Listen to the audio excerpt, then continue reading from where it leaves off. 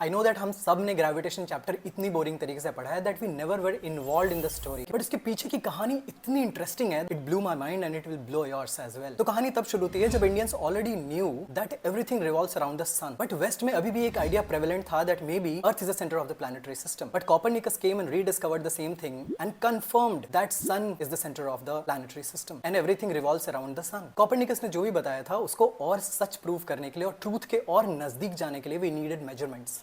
That's why measurement is very important because we come closer to the truth. And that's when Tycho Brahe, जो कि एक बहुत अमीर rich astronomer था, उसने कोपेनहेगन में एक ऑब्जर्वेटरी बनाई और वहां बैठकर डेली सारे प्लैनेट्स के ऑब्जर्वेशंस को रीड करने लगा। बहुत सारा डेटा कलेक्ट करने के बाद और बहुत सारे टायरिंग वर्क के बाद उसने वो सारा डेटा अपने असिस्टेंट को हैंड ओवर कर दिया। One of the assistant was Kepler. जब वो सारा डेटा केपलर को ट्रांसफर हुआ और केपलर ने हिट एंड ट्रायल शुरू किया। I hope you guys know hit and trial, where we are just trying to fit that data into a theory. We are trying to build a story out of a data. तो जब Kepler ने ये करना शुरू किया उसने बहुत simple assumption किया। उसने सोचा कि शायद प्लैनेट सर्कुलर ऑर्बिट में मूव कर रहे हैं, जो कि कोपरनिकस ने भी कहा था। बट जब उसने देखा कि जो एक प्लैनेट जिसके आर्क को वो एनालाइज कर रहा था वो अपने ट्रैक से 8 मिनट्स ऑफ है। Now understand, when you are measuring the arc of something you measure it through degrees, minutes. अब उसे टाइको ब्राही के डेटा पे इतना भरोसा था कि उसे पता था कि ये गलती ऐसे नहीं हो सकती।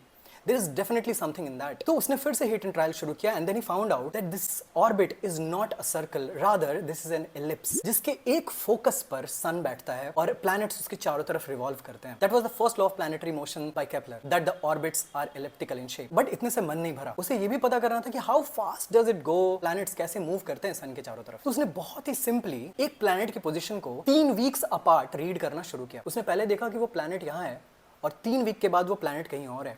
सिमिलरली आफ्टर अ वाइल जब वो ऑर्बिट में कहीं और होगा उसने फिर से उन 3 वीक्स के गैप में उसको नोटिस किया। ये करने के बाद he found out that the area swept by the planet in 3 weeks in both the observations they were the same. और इन दोनों ट्रायंगल्स के एरिया को अगर हम कंपेयर करें तो हमें ये पता चलता है पहले वाले आर्क का लेंथ ज्यादा होना चाहिए और दूसरे वाले आर्क का लेंथ कम होना चाहिए, तभी ये दोनों एरिया सेम हो सकते हैं। सो इसका मतलब जब प्लैनेट सन के पास होते हैं तो वो फास्टर मूव करते हैं और जब वो दूर होते हैं तो स्लोअर मूव करते हैं। The third observation that he did was, उसने बोला कि इस एलिप्स का जो सबसे लंबा डायमीटर है इस पे अगर मैं पावर 3/2 चढ़ाऊं तो that is proportional to the time taken by the planet to complete 1 revolution. Copernicus ने ये स्टेटमेंट 1543 में दिया और उसके ऑलमोस्ट 60 साल के बाद केपलर ने प्लैनेटरी मोशंस के ये 3 लॉज दिए। केपलर डाइड इन 1630, बट उन्होंने जो किया था that was ground breaking. Newton जो केपलर के मरने के 13 साल बाद पैदा हुए, उन्होंने केपलर के इन तीनों लॉज और गैलीलियो के इनर्शिया के ऑब्जर्वेशंस को कंबाइन करके तो he started digging into the